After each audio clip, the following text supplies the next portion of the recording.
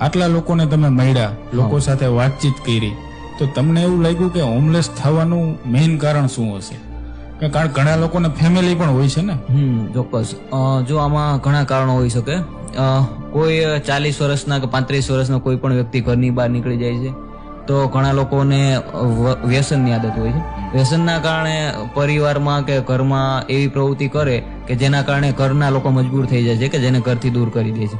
ઘરથી દૂર થાય છે એટલે એ પોતે એકલો રહે છે, અને કોઈ પણ વ્યક્તિ, તમે હોય કે હું હોય, એકલા રહે એટલે માનસિક સ્થિતિ ખરાબ થવાની છે, ખરાબ વિચારો આવવાના, જેના કારણે વધારે વ્યસન કરવા લાગે છે અને નાની ઉંમરમાં જ પોતાનું જીવન બરબાદ કરે.